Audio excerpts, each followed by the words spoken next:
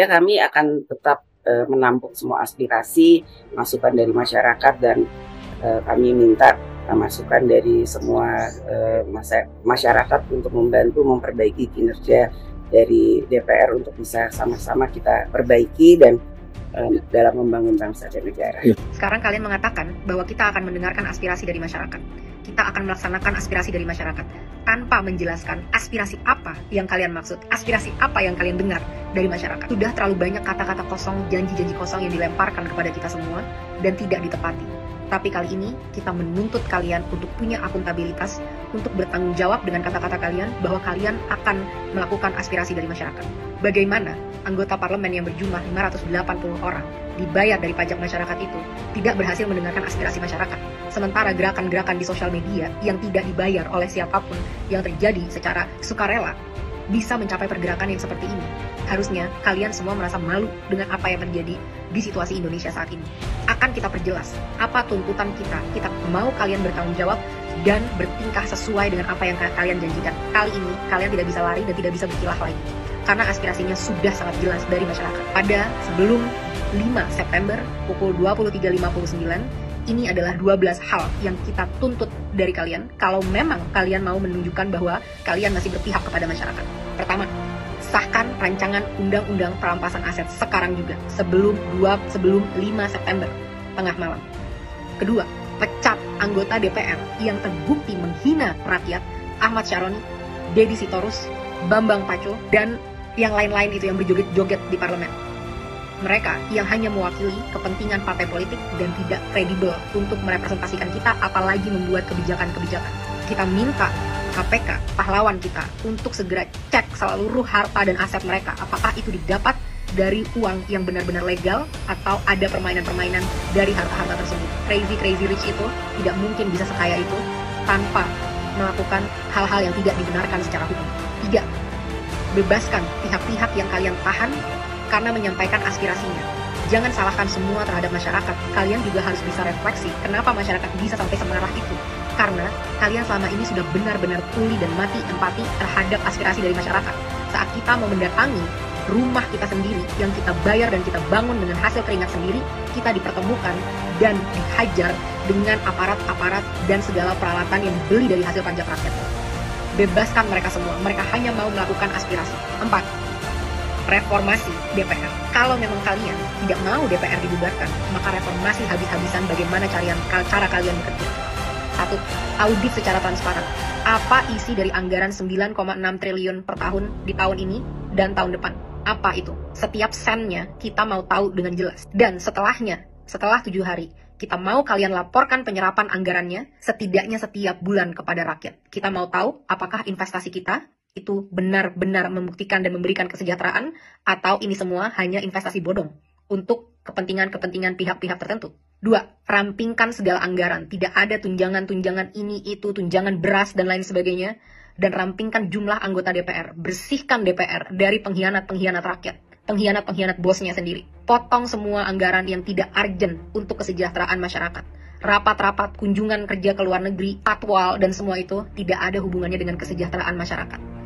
Hentikan budaya gila hormat, karena kalian semua adalah karyawan. Bertingkahlah seperti karyawan.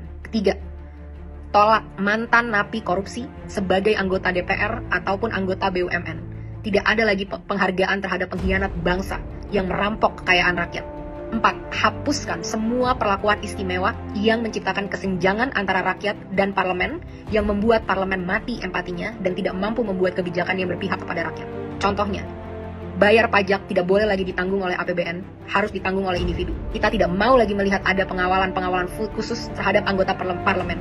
Mereka harus bertingkah layaknya masyarakat. Semua hidup kita urgent, apalagi kita yang bayarin gaji kalian dan infrastruktur dan operasional keberlangsungannya negara ini. Kita yang lebih penting dibanding kalian. Transportasi, tidak ada tunjangan mobil, cukup tunjangan untuk naik transportasi umum. 4.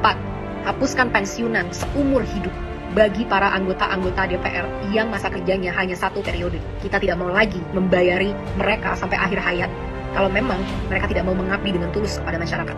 Kedepannya, kita mau KPK atau BPK untuk meninjau dan memeriksa harta dari segala anggota DPR, dan kita mau transparansi yang besar-besaran. Semua rapat-rapat, diskusi, kita mau itu ditunjukkan live secara online ke rakyat. Bahkan kalau bisa, rakyat harus selalu boleh masuk ke gedung DPR untuk mendengarkan dan melihat apa yang karyawannya sedang lakukan.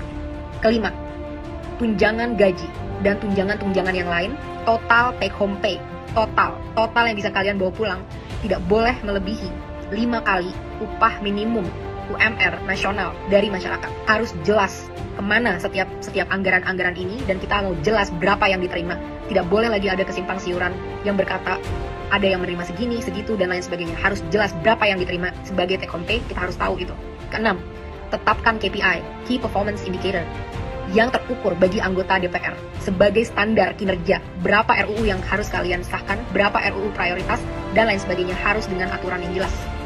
Kedepannya, evaluasi dan pecat anggota-anggota yang tidak bisa bekerja dengan benar, yang tidak datang saat-saat rapat, yang tidak bisa menghasilkan RUU yang diminta oleh rakyat. Laporkan semua progress, achievement, challenges secara berkala kepada rakyat. Kita berhak tahu apa yang terjadi di dalam ruang DPR. 7. Audit secara menyeluruh terhadap BUMN untuk memastikan profitabilitas. Kalian bisa tahu apa yang kira-kira mau diambil untuk ini, tapi BUMN kita rugi puluhan triliun setiap tahun, satu BUMN. Saat banyak BUMN-nya berapa ratus triliun yang dirugikan oleh BUMN ini. Benar-benar tidak capable dalam memanage usaha badan milik negara. Karena komisarisnya hanyalah untuk tukar-tukaran kursi, negosiasi, kekuasaan dari partai politik, tapi bukan diisi oleh orang-orang yang kredibel di bidangnya. 8. Batalkan rencana kenaikan pajak yang sudah sangat memberatkan masyarakat, termasuk rencana kenaikan BPJS kepada masyarakat. Berhenti mencekik dan memeras kita. Saatnya kalian bekerja. 9. Adili pembunuh pahlawan kita, Afan, seberat-beratnya. Aparat harus tahu konsekuensi apabila mereka menggunakan power di jalan yang salah. Negara harus menanggung dampak dari semua ini, karena semua ini terjadi karena kegagalan kalian menanggung keluarga dari Afan. Lengserkan Kapolri. Kapolri telah gagal memberikan komando untuk melindungi masyarakat. 10. Berikan standar gaji yang layak terhadap pahlawan bangsa kita, guru-guru di Indonesia, termasuk juga nakes-nakes di Indonesia. 11. Reformasi kinerja kepolisian habis-habisan. Mereka harus profesional, berpihak dan berempati kepada rakyat, punya kemampuan emosi yang baik, sehingga tidak menyalahgunakan senjata sebesar itu yang mereka punya. Mereka di sini untuk melindungi rakyat, bukan untuk membela kepentingan penguasa.